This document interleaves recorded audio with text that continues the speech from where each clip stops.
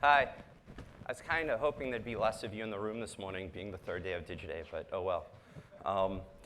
So basically, what I wanted to talk to you today about is what you guys are doing after you understandably spend a lot of money, time, and effort creating this great content. We've seen a lot of examples of that today.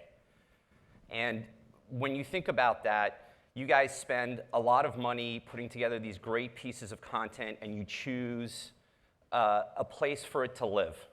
But then what happens next? So let me see a show of hands. How many of you are using more than 3 paid distribution partners to get this content out to your audience? How many? Well, I was going to ask how many are using more than 5, but I guess I don't have to go that far.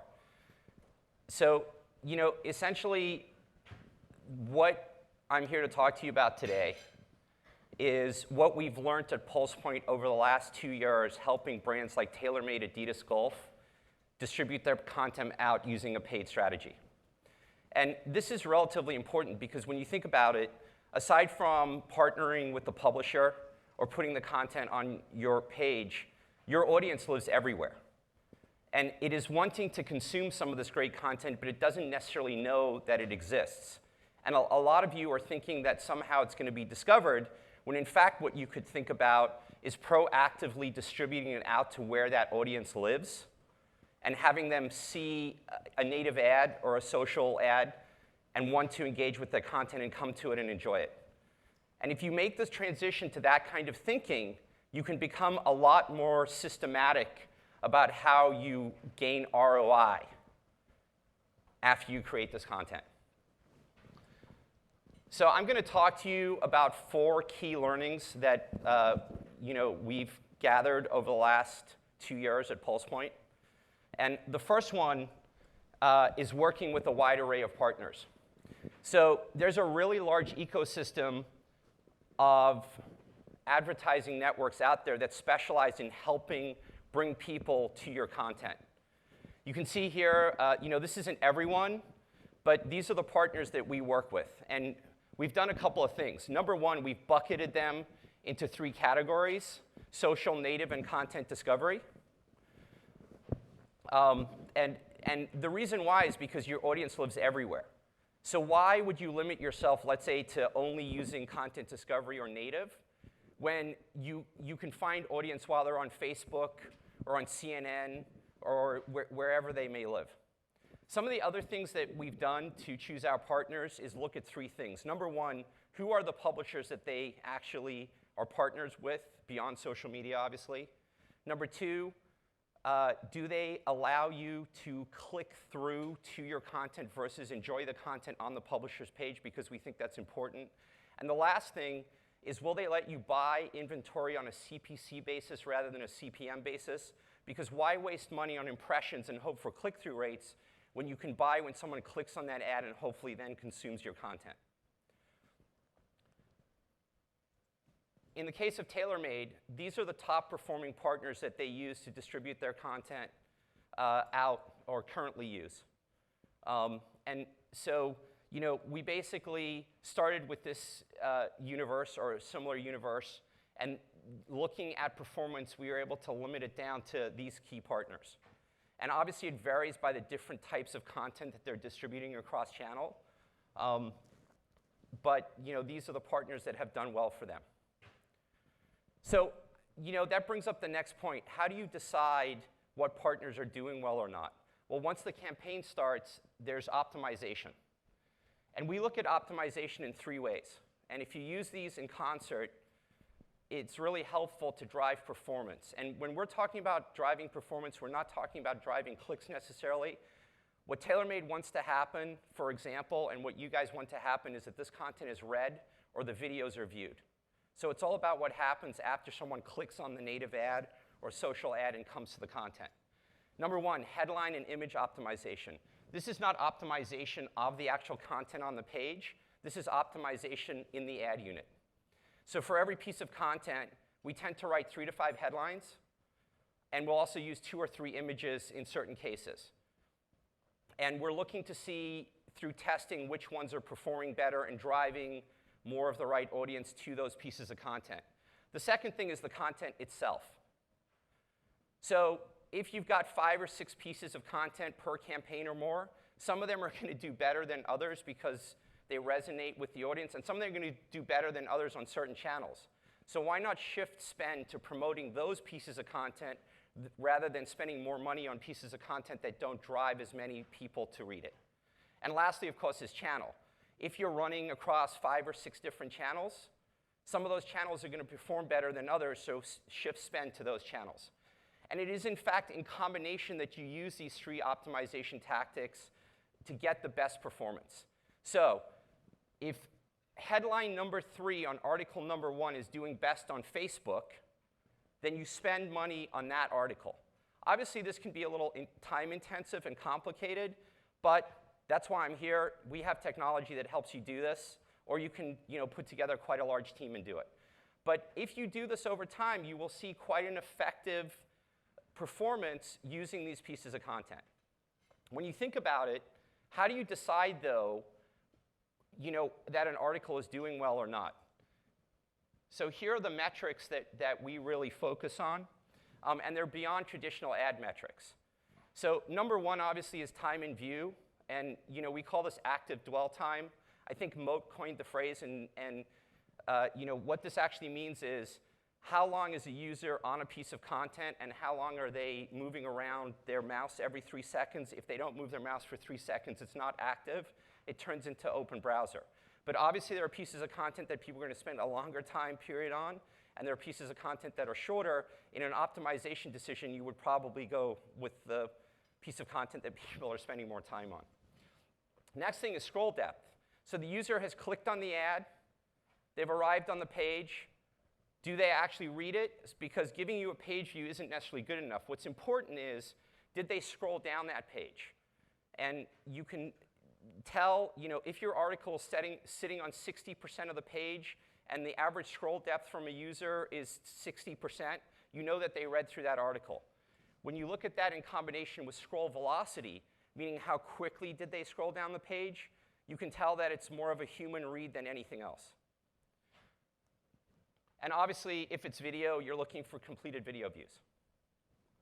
And then last but not least, social actions. So the interesting thing about these metrics is usually with top-performing articles, you see a cocktail of them working together to determine whether an article is doing well on a certain channel, as well as a headline, rather than looking at just 1 or 2 of them.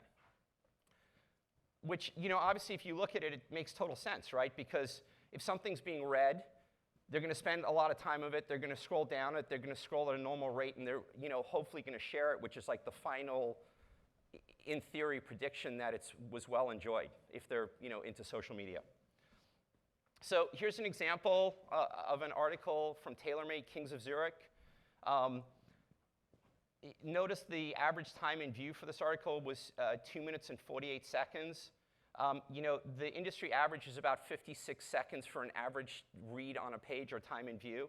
So this did really well. In addition, if you do the math, 9% of visitors shared that piece of content. This was over a 60-day period.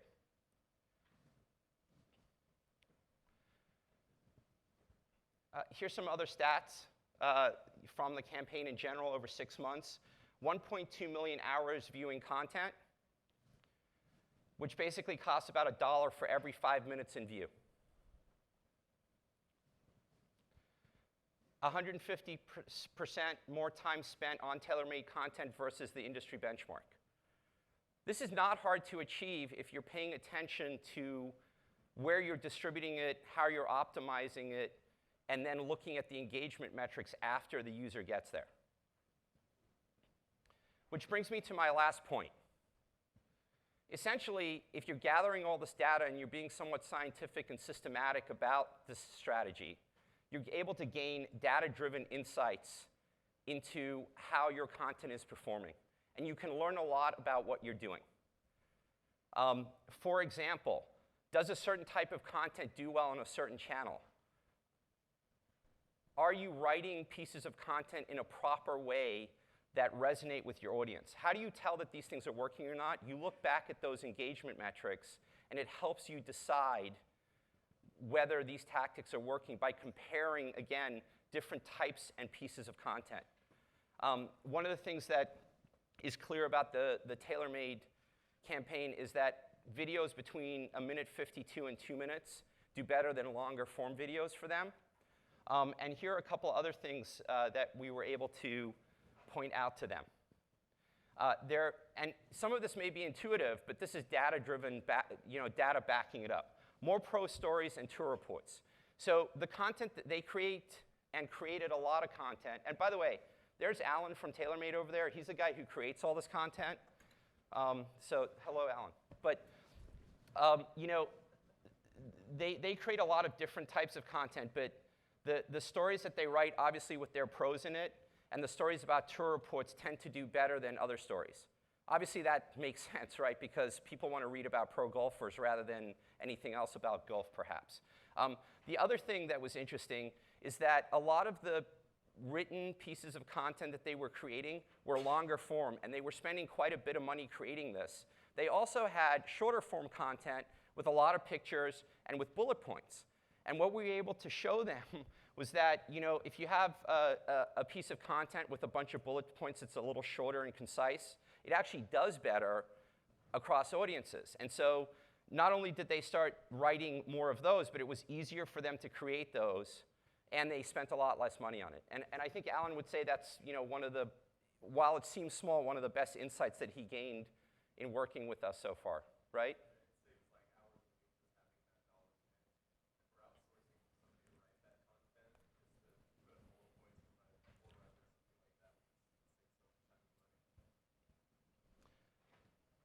So 4 key takeaways, and then we can open it up to questions. Don't be afraid to put an ample spend behind getting your content in the right hands. Because just because it's living on a publisher third party or on your website doesn't mean someone is going to discover it. If you actually take some budget and find your audience where they really are, they will come and they will read and they will view. Implement a 3-pronged optimization strategy. Look at headline image, look at the content, and look at the channel, and optimize all 3 simultaneously. On-page metrics are very important to track true engagement.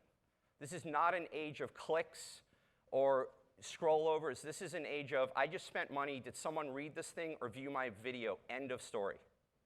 Last but not least, look at data to analyze and optimize based on your learnings during the campaign and for longer-term insights.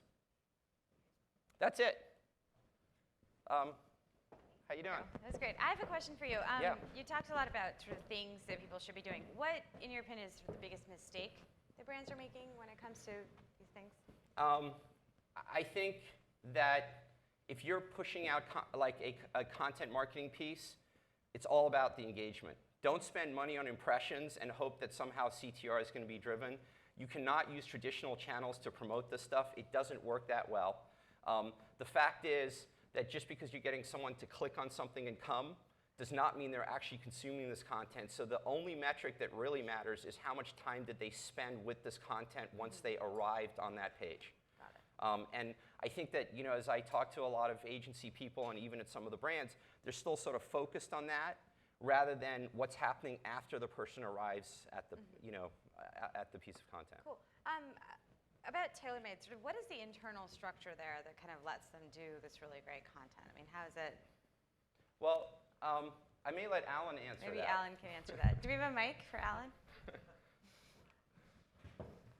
I actually wanted Alan to just come up here, but he said, nah. We have a mic. Yeah, so as far as the structure, it's kind of just me. I mean, I do a lot of the content. I write a lot of it. Luckily, we have some guy that's multi-fan.